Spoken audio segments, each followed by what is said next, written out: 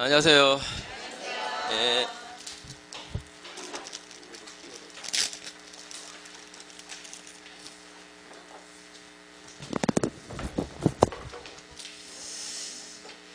자, 그 주택 임대차 보호법 하다 말았죠?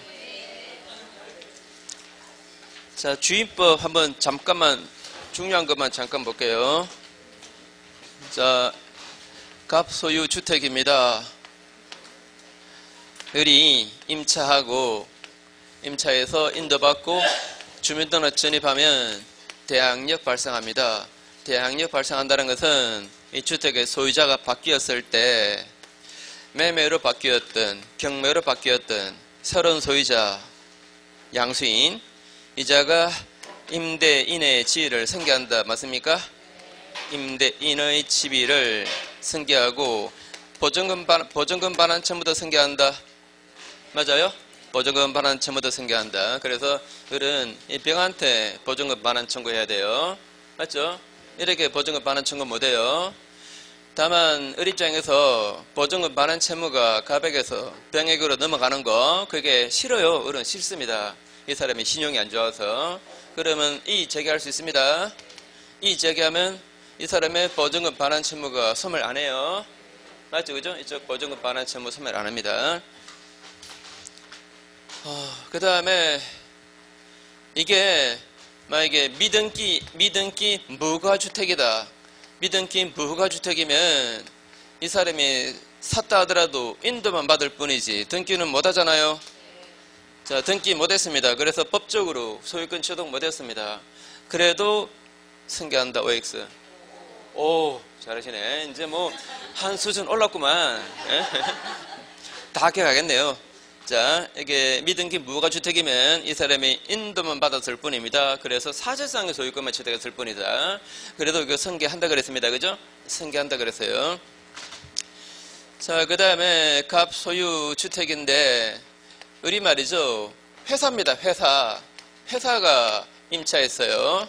자, 이게 건설회사입니다. 저기 부산에 건설공사 현장이 있습니다. 그래서 자기 회사 직원들 숙소를 쓰려고 아파트 임차한 거예요. 그래서 이제 직원이 이게 인도받았고, 그 다음에 또 주민등록 전입됐습니다. 이 사람이 주민등록 전입했어요. 이런 경우, 자, 대항력 인정한다, 안 한다? 안 한다. 자, 법인이면 주임법이 적용 안 됩니다. 맞죠? 주임법이 적용이 원래 안 돼요. 그래서 그 소유자가 바뀌었을 때, 이 사람의 보증금 반환 채무가 면하지 않습니다. 그죠? 이 사람은 보증금 반환 채무를 면할 수 없어요. 이렇게 보증금 반환 청구 소송해서 이 사람이 항변했습니다. 아, 이 사람에게 소송해야지 왜 나한테 했느냐 했다가 깨진 거예요. 이해하시겠죠? 그죠? 이거는 보증금 반환 채무가 승계되지 않습니다. 자, 법인이면 그죠? 또 확정일자 받았다 하더라도 이게 경매일 때 우선 면책권 행사할 수 있다? 이것도 안 된다. 그죠? 안 됩니다. 법인이면 안 돼요. 다만 법인 이유도 나름입니다. 여기가 무주택, 저소득 무주택자의 임대주택 사업하는 뭐 LH다. 그죠? 또는 SH공사다. 또 여기가 일정한 중소기업입니다. 일정한 중소기업이 직원 숙소 때문에 아파트 임차한 거예요. 그래서 직원이 인도받고 주민등록 전입했다. 또 확정일자 받았다. 이러면 이거 대항력 우선면책권 인정합니다. 맞죠? 그죠? 이런 경우는 예외입니다. 이런 경우는 임차인이 이런 경우, 이런 법인이라면 대항력과 우선면책권을 인정을 해 줍니다. 그죠? 자, 그 다음에 갑소유 주택에 을이 임차해서 인도받았고 주민등록 전입을 했습니다. 했는데 이거보다 앞선 선순위권자가 있습니다. 선순위. 이 선순위가 이게 저당권이건 가압류건 간에 이러면 아무리 대항 요건을 갖추어도 선순위권자에게 대항은 못하잖아요. 그래서 이게 경매되었을 때 경락인에게 대항이 된다 안 된다? 경락인에게 대항이 안 되는 거예요. 그죠? 선순위권자에게 대항 못합니다. 선순위권자 중에 이런 것도 있죠. 자, 갑소유 주택입니다. 을이 먼저 이게 가등기 담보 설정 받았다 또는 양도 담보 설정 받았습니다. 이런 주택을 B형이 임차했던 거예요. 임차하고 인도받고 주민등록 전입했습니다. 주민등록 전입. 근데 이 가등기 담보권자가 또는 양도 담보권자가 청산 절차를 거쳐서 번등기함으로써 소유자가 돼버렸습니다. 소유권 취득했어요. 이 사람이 나가래요. 어때요? 이 B형 나가야 된다? 나가야 돼요. 그죠? 이게 먼저 들어왔죠. 그죠? 이게 선순위 권리입니다. 자, 이 사람이 대항 요건을 갖추어도 선수료권자에게 대항이 안 돼요. 그죠? 안 되니까 소유권을 취득하는 이 을에게 대항이 안 되는 거죠. 그죠? 그래서 이거는 내쫓깁니다. 이게 가등기입니다. 가등기 되어 있는 부동산을 주택 임차한 겁니다. 나중에 번등기 되는 바람에 이자가 소유자가 된 거예요. 을이 소유권을 취득했습니다. 이 경우도 이 사람은 내쫓깁니다. 맞죠? 그죠? 앞에 선순위, 양도 담보권, 가등기 담보권, 가등기, 일반 가등기, 또는 가등기 담보권 있을 때 그 뒤에 임차해서 대항 요건을 갖추었다면 가등기 담보권자, 가등기권자, 가등기 담보권자, 양도 담보권자에게 대항할 수 없다. 그래서 소유권을 취득한 자가 생기면 이거는 쫓깁니다. 그죠?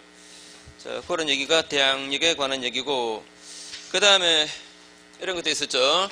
A 소유 주택입니다. B라는 사람이 임차해서 인도받고 주민등록 전입했습니다. 그런데 주민등록이 지금 말소되었습니다. 지금 말소되면은 대항력은 소멸하는 게 원칙이죠. 그죠? 대항력은 소멸하는 게 원칙입니다.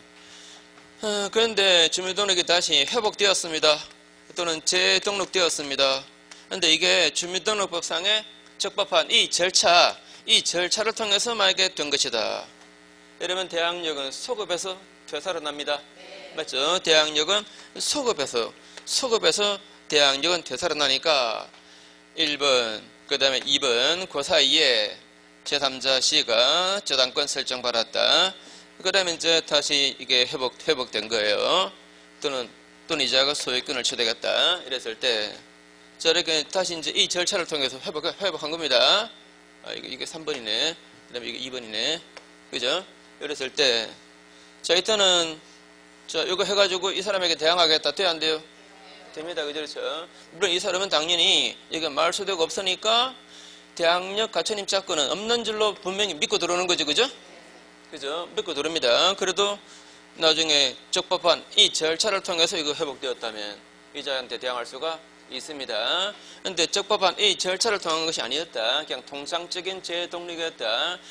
통상적인 재등록이었다면 그때부터 이제 대항력 발사합니다. 그죠?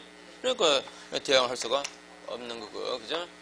자, 그런 문제가 있고, 그 다음에 자, 우선 면접권에서 자, A 소유 주택입니다. B라는 사람이 임차해서 인도받고 주민등록 전입하고 확정일자 받았습니다. 혹시 그게 요약서 있으면 요약서 보세요. 내용 똑같습니다. 자, 인도받고 주민등록 전입하고 확정일자 받았습니다. 그러면 이제 대항력이고 우선 면접권 생겨났습니다. 이게 주택이 경매되었습니다.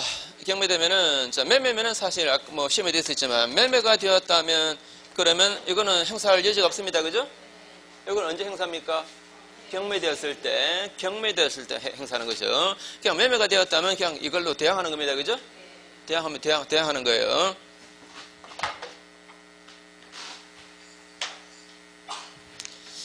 자, A 소유 주택에 B가 임차해서 인도받고 주민등록 전입하고 그 다음에 확정일자 받았습니다. 이게 경매되었습니다. 이게 경매되었다면 나중에 C가 낙찰 받는다고 가정하고 이 사람은 이 경매 절차에 배당 참가, 즉 배당 요구 신청서 제출 안 하고 대항력 쪽을 선택할 수 있습니다. 이 사람한테 임차권의 존속을 주장할 수 있습니다. 그죠? 또는 이 집에 살기 싫으면 이 집에서 더 이상 살기 싫다 이러면은 배당인 참가해서 경매대가에서 자기 보증금을 우선 면제받고 나가면 돼요. 근데 자기 보증금은 2억인데 이게 1억 7천에 낙찰돼 버렸습니다. 그러면은 1억 7천밖에 못 받잖아요. 3천 남았죠. 3천 잔액 가지고 이 사람에게 임차권의 존속을 주장할 수 있는가? 있다 없다? 있다, 그죠? 즉, 대항할 수 있다, 그죠? 대항할 수 있습니다. 자, 다시. 원래 주택임차권은 주택이 경매되면 소멸하는 게 원칙입니다. 그러나 보증금 전액이 다 변제 안 돼. 대항력 있는 임차권은 소멸 안 합니다. 다 받을 때까지 존속이에요. 다시 한 번 더. 원래 주택임차권은 경매되면 소멸해요. 소멸하는데 보증금 전액이 다 변제 안 되었다면, 자, 전액은 다 변제 안 되었죠. 3천 남았죠. 이런 경우는 그게 또 대항력이 있으면 그건 소멸하지 않는 겁니다. 요거 다 받을 때까지 존속입니다. 다 받을 때까지 존속. 자, 그런데 이게 시의 채권자가 나타나서 또다시 경매가 되어버렸습니다. 시의 채권자가 나타난 거예요. 이자가 소유권 취득하고 난 다음에 이 사람의 채권자가 또다시 경매했습니다. 그래서 이제 제2경매가 진행되고 있습니다. 제2경매가 진행되고 나중에 D가 낙찰받는다라고 치고, 이때 이 사람이 남은 잔액 가지고 이 경매 절차에 배당 참가해서 우선 면제 받겠다. 돼야 안 돼요? 안 됩니다. 여전히 대항만 하는 겁니다. 맞죠, 그죠? 여전히 대항만 하지 우선 면제권은 행사 못해요. 다시 한 번 더. 원래 주택임차권은 주택이 경매되면은 소멸합니다. 하는데 보증금 전액이 다 변제 안 된 대항력 있는 임차권은 소멸 안 합니다. 다만 그 소멸하지 않는 권능은 대항력이지 우선 면제권은 아니에요. 맞습니까? 그 소멸하지 않는 임차권의 내용은 뭐다? 대항력이다. 우선 면제권은 아닌 겁니다. 그래서 대항만 할 뿐이지 이제 우선 면제권은 더 이상 행사할 수가 없게 됩니다. 그죠? 자, 이런 경우도 앞에 만약에 앞에 먼저 선수리권자가 있다. 선순위 저당권자가 있다. 이런 경우라면 어떡합니까? 이런 경우라면 배당에 참가 안 하고 경락연에게 대항하겠다. 돼요, 안 돼요? 안 됩니다. 선순위권자 있으면 안 돼요. 그죠? 선순위권자 있으면 그러면 대항을 못하게 됩니다. 그 다음에 배당에 참가하면은 이순위 변제입니다. 그죠? 이순위 변제예요. 이순위로 변제받고, 그래서 만약에 변제 못 받은 잔액이 남았다면 그걸로 대항하겠다. 안 돼요. 안 돼요. 그죠? 앞에 선순위권자가 있으면은 배당에 참가 안 하고 대항하겠다. 그것도 안 되고, 배당에 참가해서 이순위 배당받고 못 받은 잔액 가지고 대항하겠다. 그것도 안 돼요. 맞죠? 그죠? 그럼 이건 어때요?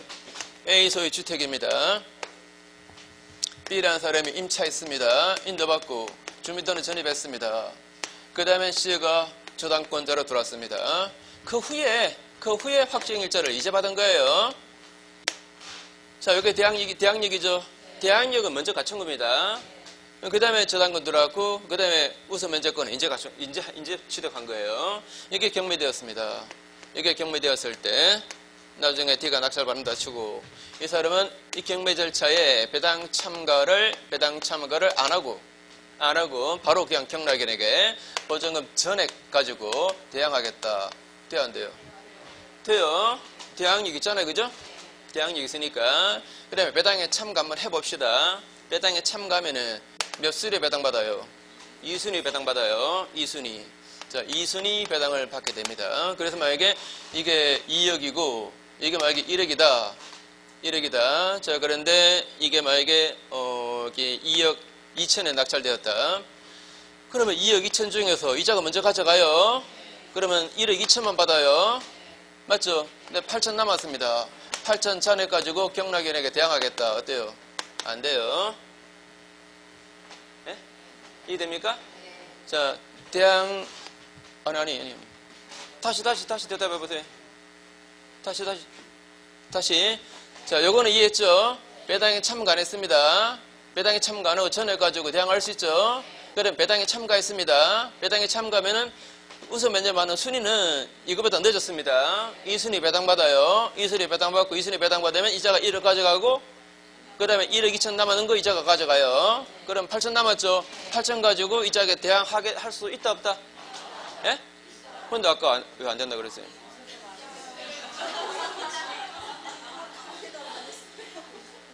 선생님을 너무 맹신하지 마세요. 뭐 실수 한번 하면 그냥 다 따라하고 이러면 어떡해. 그거 아니라고 강력하게 항의하는 사람이 있어야지. 자, 대항할 수 있습니다. 대항력은 있잖아요. 대항력 있죠? 한 번 더. 원래 임차권은 주택이 경매되면 소멸하는데 보증금 전액이 다 변제 안 된 대항력 있는 임차권은 소멸 안 해요. 대항력은 빠르잖아요. 그죠? 대항력 이거보다 우선이죠? 이게 우선이죠? 자, 보증금 전액 다 변제 못 받은 대항력이 있는 임차권은 소멸 안 해요. 선수리, 그 앞에 선수리 거자가 있으면 소멸하지만. 이거 이해하시겠죠? 그죠? 자, 대항력이 이게 있으니까. 그러니까, 이게 우리 임차하면서, 주택 임차하면서 실수로 확정일자를 못 받았다 하더라도, 만약에 대항력만 있으면은, 앞에 아무것도 없으면은 적어도 보증금 안 떼입니다. 맞습니까? 그죠? 그래서 옛날에는 말입니다. 원래 주임법 처음에 만들어졌을 때, 그때는 이 우선면제권 이런 건 없었어요. 그때는 대항력만 규정해 놓았습니다. 사실 대항력만 있으면은, 그러면 적어도 보증금은 안 떼이니까. 근데 왜 나중에 확정일자 받아가지고 우선면제 받을 수 있겠는가? 그거는 경매되는 주택에 살기 싫은 사람 있잖아요. 그죠? 살기 싫은 사람. 그 사람 나갈 수 있게. 나중에 규정이 만들어진 거예요. 그죠? 나중에. 그러니까 처음에 있었던 그 대항력에 관한 조문 가지고도 사실 임차인 보호는 가능해요. 적어도 보증금은 안 떼이게 돼 있습니다. 근데 살기 싫을 때 보증금 반환받고 나가라고 그렇게 규정을 또 하나 더 만들어준 거예요. 자, 아무튼 이거는 소멸 안 합니다. 그죠? 대항할 수 있습니다. 그죠? 자, 여기 우수매제권하고 대항력 그 합친 거 얘기고. 자, 그런데 자, 또 이런 거 있었죠.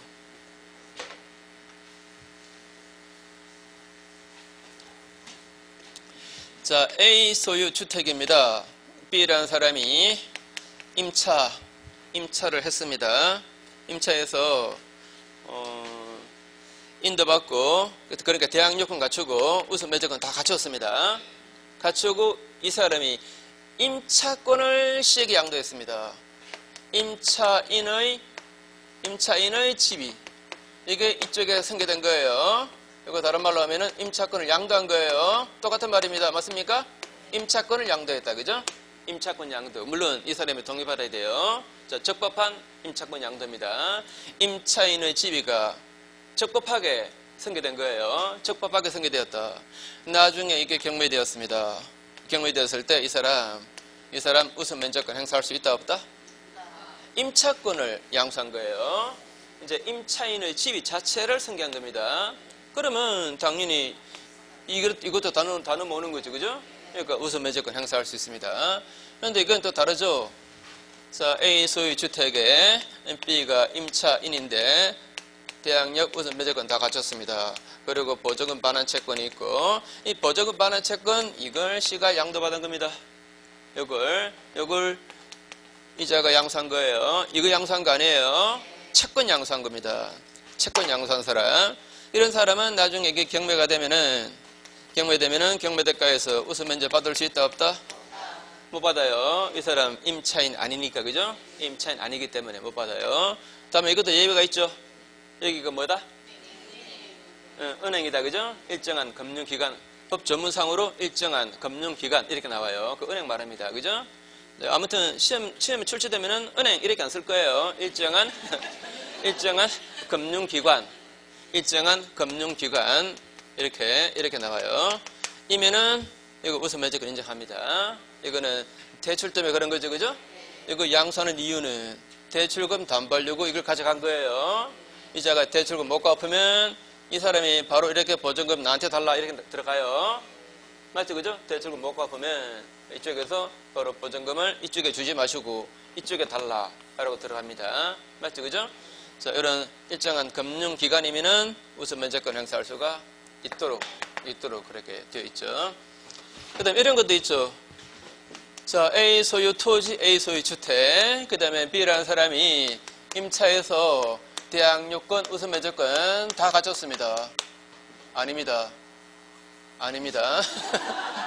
인도받고 주민등록 전입했습니다. 그리고 이 주택에 전세권 설정했습니다. 주택에 전세권 설정했다. 이런 경우에 주택과 대지가 다 경매되면 주택뿐만 아니고 대지 경매대가에서도 우선면제를 받는다? 받아요? 받습니다. 자, 주택에만 전세권 설정했다 하더라도 이런 경우 전세권 설정 계약서에 등기필 찍혀 나오잖아요. 그죠? 등기필 그거 첨부돼서 나오죠, 그죠? 그러면 거기에 있는 접수관에 찍은 그 일자, 등기관이 찍은 그 일자 말입니다. 그게 확정일자다, 그죠? 그래서 이거는 계약서에다가 확정일자를 받은 걸로 봅니다. 이때 전세권 설정 계약서는 임대차 계약서나 진비 없는 거니까, 그죠? 그 계약서가 그 계약서니까 이거는 확정일자 받은 걸로 보고, 그래서 임차인 자격으로 바로 대지 경매대가에서도 우수 면제를 받는다 이렇게 말했죠. 자, 그 다음에 이런 거 있습니다. A 소유 주택에 B라는 사람이 임차에서 대항 요건, 우선 면제권 갖추었습니다. 그리고 또 전세권 또 설정받았습니다. 이때 경매되었을 때 이 사람이 전세권자 자격 가지고 배당에 참가했습니다. 그런데 전세금 다 회수 못했습니다. 전세금 다 회수 못했다. 그러면 임차권 가지고 대항할 수 있다? 있다, 그죠? 그렇죠? 또 반대로 이 사람이 임차권을 가지고 배당에 참가했습니다. 임차권을 가지고 배당에 참가했는데 보증금 다 회수 못했습니다. 그러면 전세권은 존속한대요. 맞죠, 그죠? 자, 이거 가지고 배당에 참가했다고 해서 이걸로 배당에 참가했다라고 볼 수가 없답니다. 원래 전세권자가 배당에 참가하면은 소멸하잖아요, 그죠? 근데 이걸로 배당에 참가했으니까 이걸 한 거 아니기 때문에 이거는 여전히 존속하게 된다. 이런 거 있죠, 그죠? 그 다음에 임차권 등기 명령제도 있죠. 임차권 등기 명령제도. A 소유 주택입니다. B라는 사람이 임차인인데 인도받고 대항 요건, 그 다음에 우선 면제권 다 갖추었다. 이제 임대차가 종료되었습니다. 임대차가 종료되었는데 보증금을 반환 못 받았습니다. 그러면 이 주택 소재재 관할 법원이죠. 어디요? 이 주택 소재재 관할 법원에다가 임차권 등기 명령 신청할 수 있죠? 그 명령 받아서 임차권 등기를 했습니다. 임차권 등기를 해 놓으면 이걸로 이게 유지됩니다. 이걸로 유지돼요. 이제 이사 가도 괜찮아요. 또 주민등록지 옮기더라도 이걸로 그냥 이게 유지됩니다. 그죠? 또는 애당초 이거 없는 상태에서 했다면은 이게 생겨나요. 맞죠? 그죠? 이게 생겨납니다. 이제는 대항 요건을 상실해도 우선 면제권 대항력 그대로 유지합니다. 그죠? 자, 근데 이렇게 임차권 등기를 해놓은 이런 주택은 그 뒤에 들어온 사람은 소액 임차인이어도 보호를 해준다, 안 해준다? 안 해줍니다. 그렇죠? 이런 사람이 보여주면은 이거 하나만 합니다. 그죠? 그럼 이사가자마자 방마다 소액임차인 다 끌어들여버리는 이 사람이 피해 보겠죠? 그죠? 자, 이거 해놓은 주택은 그 뒤에 들어온 사람은 소액 임차인이어도 보호를 해주지 않습니다. 그 다음에 소액 임차인 있죠. 자, A 소유 주택입니다. B라는 사람이 먼저 저당 잡았습니다. 그 다음에 C가 임차인인데 여기가 서울입니다. 서울은 얼마 이하가 소액 임차인입니까? 1억. 자, 이자가 임차인인데, 네. 자, 이 사람이 보증금 1억이다. 이러면 이거 소액 임차인입니다. 그런데 여러분들 주의하실 게 시험 나올 때는 이런 소액 임차인 이런 표현은 거의 안 씁니다. 안 쓰고, 자, 뭐라고 나온다 그랬죠? 보증금 중 일정액 이렇게 나오면 보증금 중 일정액 이런 말 나오면 이 소액 임차인 말한다. 그렇게 생각하시면 돼요. 보증금 중 일정액 얼마죠? 3,400, 그죠? 3,400. 자, 이게 이제 경매되었습니다. 경매되었을 때 이 사람은 이 경매대가에서 적어도 3,400까지는 이거보다 우선 면제 받습니다. 이거보다 우선 면제. 만약에 이게 1억이다. 근데 1억이다. 근데 이게 만약에 1억 5천에 낙찰되었다. 그럼 이자가 3,400 가져가고 3,400 가지고 남는 걸 이 사람이 가져가요. 1억 가져가고. 그 다음에 이제 이 사람이 그 나머지 부분 여기서 이거 두 개 빼면은 1,600 남아요. 1,600 이거는 이 사람이 확정일자 받았을 때 확정일자 있을 때 이순위 배당받아요. 그죠? 확정일자 있을 때 말입니다. 이순위 배당받고 요거는 최선순위 우선 면제 받는데 다만 요것만이라도 최우선 면제 받으려면 이게 경매 개시결정의 등기, 다른 말로 경매 신청의 등기 그 전까지는 이자가 인도받았고 주민등록 전입한 사람이라야 됩니다. 맞습니까? 뭐 전까지요? 경매 신청의 등기, 경매 개시결정의 등기. 쉽게 말하면 경매 시작되기 전에 들어온 사람만 보호해준다 말입니다. 맞죠? 그죠? 경매 시작되고 난 다음에 들어온 사람은 보호를 안 해줘요. 그거 보여주면은 경매 들어가 버리면 이 사람이 농간물입니다. 자, 경매 시작되면은 그러면 방마다 방 4개입니다. 방마다 소액 임차인 다 끌어들입니다. 다 끌어들이면 그 사람들 다 3,400째 가져가 버려요. 이해돼요? 그럼 이 사람은 하나도 못 받게 돼요. 이해하시겠죠? 그죠? 자, 그런 농간물이니까, 자, 그 경매 신청에 등기되기 전까지만 이거 갖춘 사람이라야 보호가 된다. 그죠? 자, 그 사람만 보호가 됩니다. 자, 소액임차인 얘기고. 자, 경매 신청에 등기 전까지, 인도받고 주민등록 전입해야 되는데, 자, 이건 어때요? A 소유 땅이고, A 소유 주택입니다. B라는 사람이 소액 임차인입니다. 소액 임차인. 근데 이게 미등기 주택이어서 채권자가 토지 그만 경매해버렸습니다. 토지만 경매되었습니다, 지금.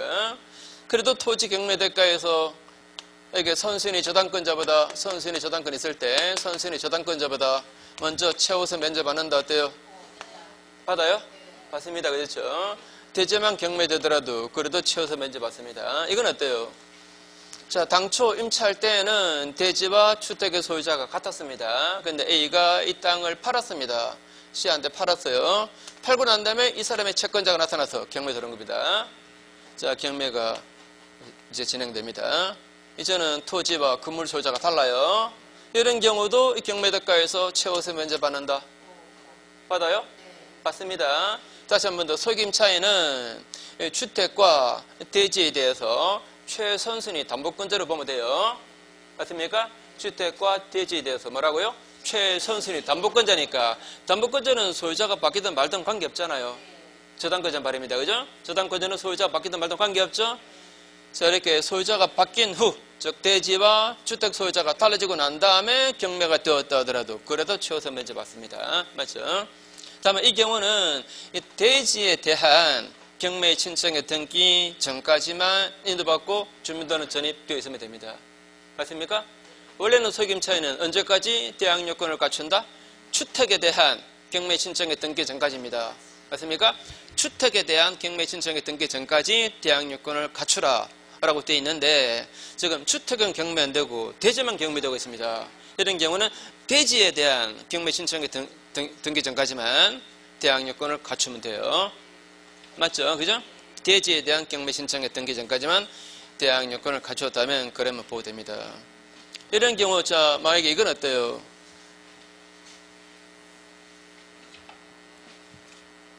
자, B라는 사람이 토지에 저당을 잡았습니다. 토지에 저당 잡았어요. 그 다음에 이 사람 소액임차인 들어온 거예요. 그 다음에 토지 저당권자가 이 토지를 경매했습니다. 경매했을 때 이자가 C가 먼저 이 저당권자보다 일정 금액은 3,400까지는 최우선 면제 받는다. OX. OX. 누가 X라 그랬어요? 자랑이네. 자, 소액임차인은 선순위 저당권자보다 먼저 우선 면제 받는다 그랬죠? 3,400까지는. 그런 주택의 선순위권자건 대지의 선순위권자건 관계없습니다. 이 사람은 주택과 대지에 대해서 최선순위 담보권자입니다. 최선순위 담보권, 요 금액 한도 내에서는 3,400 한도 내에서는 최선순위 담보권자니까 그 선순위권자가 주택에 있든 대지에 있든 관계없습니다. 됐죠? 그죠? 자, 그런데 이거는 다르잖아요. 이거는 A 소유 나대지입니다. 나대지에 B가 먼저 저당 잡았어요. 나중에 주택이 지어진 겁니다. 나중에 주택이 신청되었고 이 주택에 C가 소액 임차인으로 돌았다 이 말입니다. 이랬을 때는 이게 저당과 실현 경매되면 이때는 최우선 면제 못 받는다. 기억나죠? 그죠?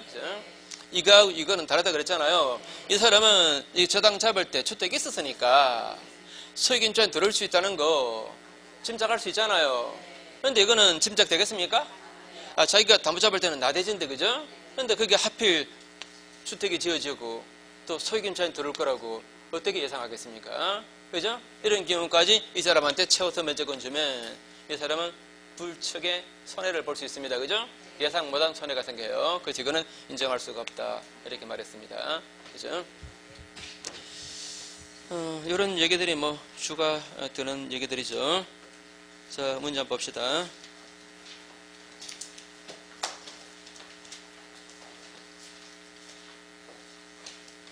그래서 그 요약서를 완전히 달달달 외우세요. 무슨 거짓말. 어떻게 그걸 달달 외워.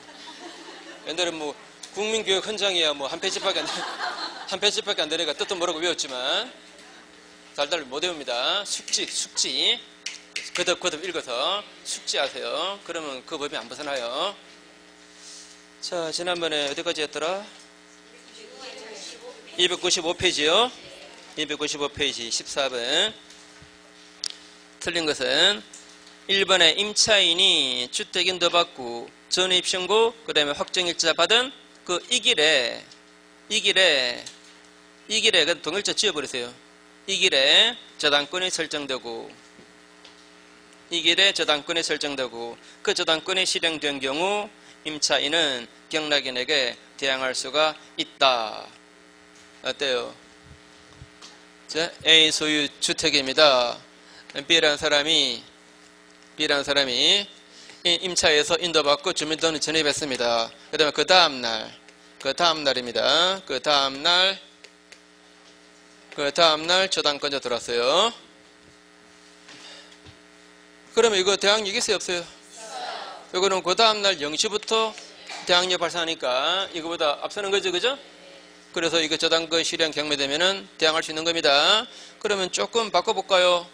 예컨대, 자, 요 사람이 요거 갖춘 게 10월 5일 오전 9시 30분입니다. 그 다음에 C가 저당 들어왔습니다. 저당 들어왔는데 이것도 10월 5일입니다. 10월 5일. 죄송합니다. 미안합니다. 자꾸. 자, 이게 20시 30분입니다. 8시 30분. 우리 이사 갈 때 뭐 아침부터 꾸미고 하다 보면은 뭐 촬영하다 보면은 보통 저녁 들어가죠. 그 다음에 저당권 들어왔는데 저당권은 10월 5일 이거는 아침에 저당 잡았습니다. 9시 30분. 이 저당 잡았습니다. 이 저당권 실행되었습니다. 나중에 D가 낙찰 받았어요. 이거 대항할 수 있다 없다? 이거 더 예?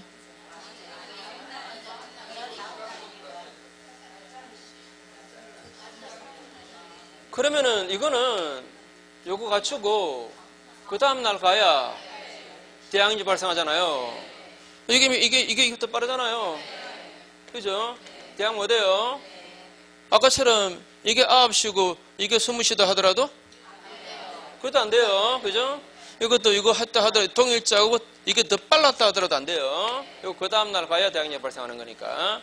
맞죠? 그죠? 이거는 경락이랑 대항이 안 됩니다. 그 다음날 10월 6일 0시 가야 대항이 발생하는 거니까. 그죠? 그 다음에 이번에 대항요건 가축 임차권보다 후순위 저당권 실행으로 경락되어 임차권보다 선순위 저당권이 소멸하는 경우, 자, 말뜻 이해됩니까? 다시 대항요건 가축 임차권보다 후순위 저당권자가 경매했답니다. 그런데 또 그 임차권보다 선순위 저당권 그게 소멸한대요. 이때 임차인이 경락인에게 임차권의 효력을 주장할 수 있다 없다? 그 얘기는, 자, 제 얘기는 A 소유 주택에 먼저 선순위 저당권자가 있었던 거죠. 그 다음에 C가 임차해가지고 대항 요건을 갖추었고, 그 다음에 D가 저당권 들어왔고, 그죠? 이 경우입니다. 후순위 저당권자가 경매한 겁니다. 경매했을 때 선순위 저당권도 소멸하잖아요. 그죠? 그 얘기는 선순위 저당권이 있다는 말입니다. 이거는 경락인에게 대항할 수가 없는 거죠, 그죠? 그죠? 자, 한 번만 더, 그 전에 미리 많이 말씀드렸지만, 경매를 누가 신청했는가? 이거는 권리 소멸 여부하고 전혀 관계없는 거예요. 그죠? 앞에 선순위 권리가 있나 없나? 이걸로 결정하는 거지. 누가 경매 시작했는가? 누가 경매 신청했는가? 그거는 전혀 관계없는 거예요. 이자가 경매했던 결과는 다 똑같습니다. 배당받는 순위나 어떤 권리의 소멸 여부나 다 똑같아요.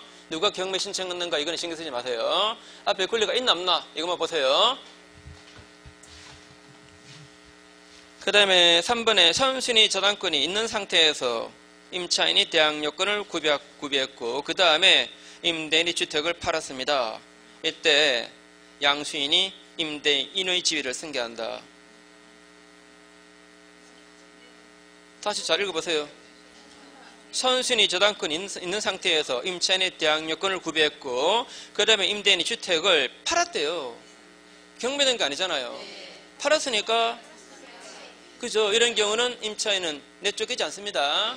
경매된 경우가 그죠?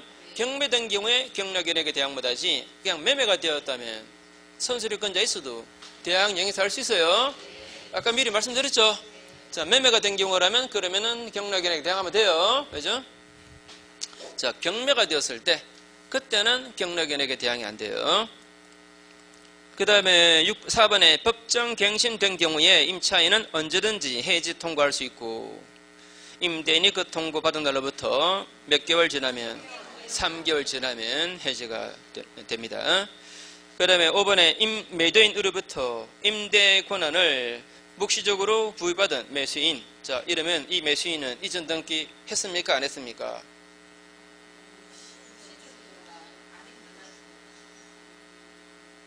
자, 다시 매도인으로부터 임대 권한을 부여받은 매수인. 이러면 이 매수인은 이전 등기 했어요? 안 했어요?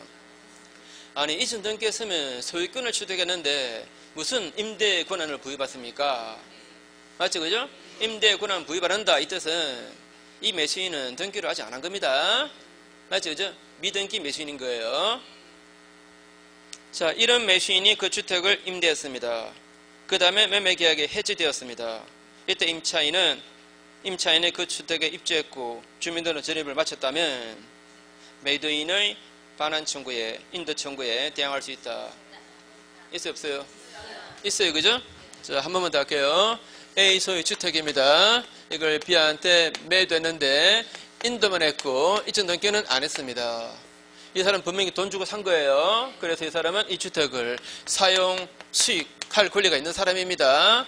이런 사람에게서 C가 임차했습니다. 인도받고 주민등록 전입했다면 이거는 대항력을 인정해 줍니다. 그래서 이자가 나머지 잔금 지급 못하는 바람에, 자, 잔금 지급 못하는 바람에 A가 해지했다 하더라도 이거는 보호돼요. 맞죠? 그죠? 이 사람이 나가라 이러면 못 나간다 이럴 수 있습니다. 그죠? 자, 한 번만 더. 반드시 임차인은 그 주택의 소유자로부터 임차한 사람이라 보호된다? 아니고 임대 권한 있는 사람이라면 그 자에게서 임차했으면 보호됩니다. 근데 그거 있죠? 경매 절차에서 최고가 매수 신고인으로 정해진 자, 그 자로부터 임차했을 때는 이건 보호 안 된다 그랬죠? 최고가 매수 신고인, 이런 사람은 임대할 권한은 없는 사람입니다. 맞죠? 그죠? 그런 사람에게서 임차했다면 보호할 수가 없다라고 했습니다. 그 다음에 뒷페이지 15번에 2번 보시면 주택 매수인이 대항력 있는 임차권이 있는 것을 알지 못하고 그래서 그 매수 목적을 달성할 수 없게 되었다면 그 매매 계약을 해지할 수가 있다.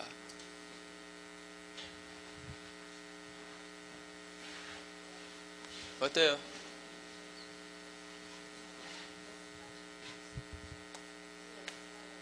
에이, 두 개라고 막 찍지 말고.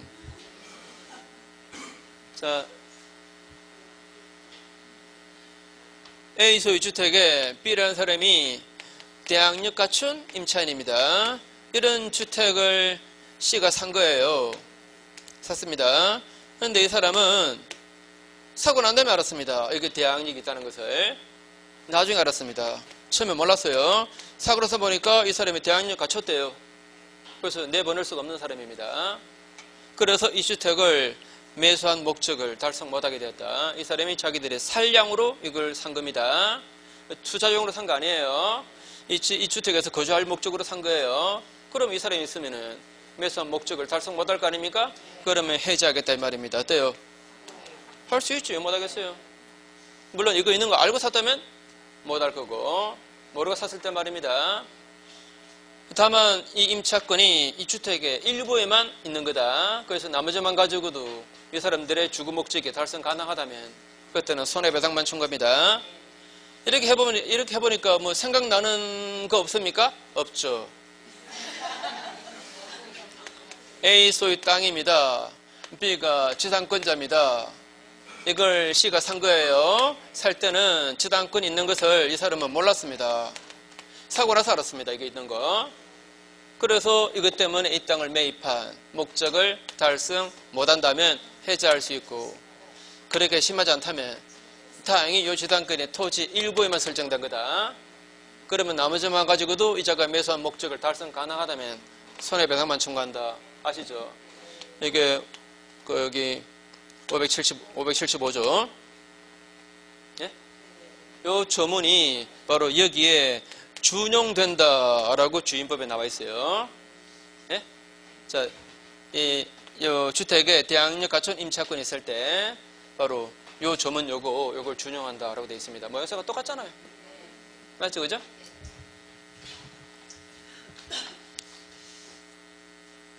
자, 다시 읽으세요. 주택 매수인이 대항력 있는 임차권이 있는 걸 알지 못했다, 그죠? 알지 못했습니다. 그래서 그 매수 목적을 달성할 수 없게 되면은 그 매수 계약을 해지할 수 있다. 됐죠? 그 다음에 3번에 보증금을 월세로 전환시킬 때 1년 동안의 그 차임액이 보증금의 14%를 초과하지 못한다. 자, A 소유 주택입니다. B라는 사람이 임차인으로서 보증금이 1억입니다. 2억입니다. 근데 집 주인이 요새 보증금이, 전세금이 워낙 올라가니까 대부분 다 월세로 바꾸니까 2억 중에서 1억만 이것만 보증금으로 남기고 나머지 1억은 이거는 월세로 좀 돌려달라. 월세로 좀 해달라. 이렇게 요구해요. 그때 만약에 전환시킨다면 전환되는 금액에, 자, 전환되는 그 금액에다가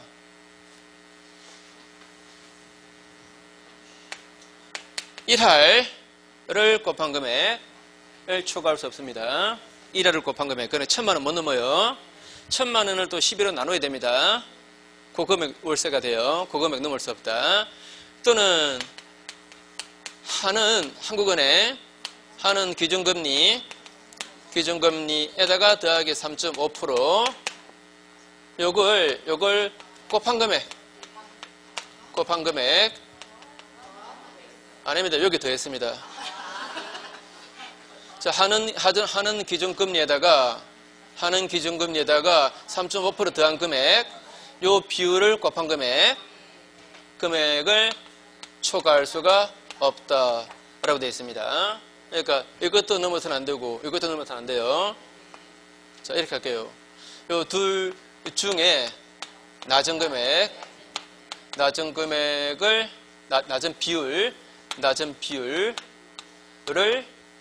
곱한 금액을 넘을 수 없다라고 되어 있어요. 요 둘 중에 낮은 비율을 곱한 금액을 넘을 수 없다라고 되어 있습니다.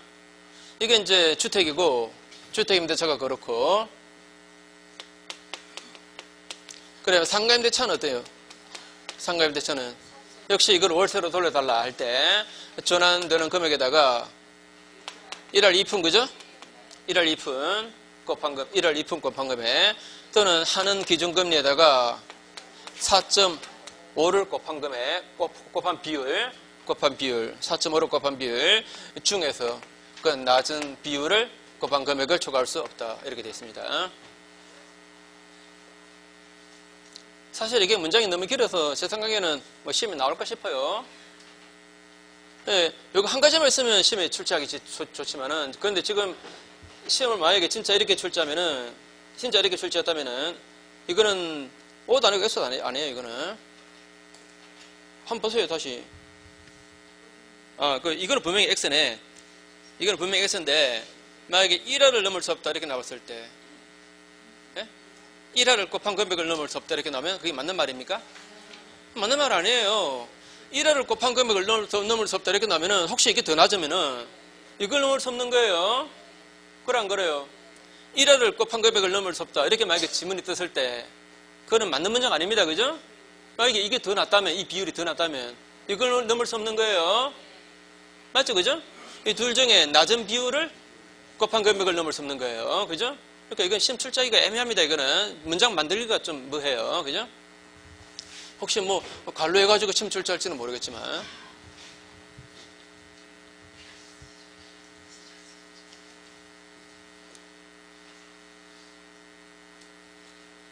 그 다음에 4번 보시면 홀로 생활하던 주택 임차인이 사망하면은 그 상속인은 임차인과 가정 공동생활 하고 있지 않았다 하더라도 임차인의 권리와 의무를 상기한다. 요컨대 주택임차권도 상속돼야 안 돼요? 상속되는 겁니다. 그죠? 만약에 이 상태에서 만약에 이 죽은 임차인에게 사실은 배우자가 있었다면 달라집니다. 그죠? 그러면 그자가 승계해버리죠. 그죠? 자, 임차권의 승계 잠깐 한번 조금 헷갈리시니까 한 번만 해볼게요. A 소유 주택입니다. B라는 사람이 임차했습니다. 임차하고 그 다음에 사실은 배우자와 살고 있습니다. 이것도 사실은 관계입니다. 사실은 관계. 근데 이 사람이 죽었는데 이 B가 사망했는데 상속인이 없어요. 상속인이 없습니다. 없으면 이제 누가 승계한다? 이자가 승계합니다. 맞죠? 그죠? 상속인이 없다. 그러면 사실은 배우자가 승계합니다. 그 다음에 또 A 소유 주택입니다. B라는 사람이 임차했습니다. 그 다음에 C 녀와 사실혼 관계로 살고 있습니다. 그 다음에 B한테는 자식이 있습니다. B 다시 자식입니다. 자, 컸습니다. 다 커서 이 여자 때문에 같이 못 살아요. 혼자 나가 살고 있습니다. 동거 안 하고 있습니다. 동거 안 하고 있어요. 그 다음에 이 사람한테 여기는 스몰비로 해야 되겠다. 이 사람한테 B다시가 있는데 B다시는 동생입니다. 동생대로 살고 있습니다. 이렇게 한 가정을 이루고 살고 있습니다. 동생을 이루고. 그 다음에 엄마도 있습니다. 어머니가 계신데 어머니는 형네 집에 살아요. 이 사람이 형네 집에 살고 있습니다. 이 상태에서 이 사람 죽었습니다.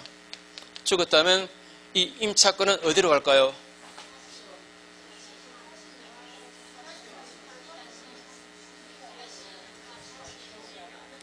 에이, 아무나 가져라 그냥. 머리 아프다. 자, 다시 한 번 더 법 조문이 말이죠. 1항에는 상속인이 없을 때에는 사실은 배우자가 있다면 그자가 승계한다라고 되어 있고, 이건 상속인이 없을 때.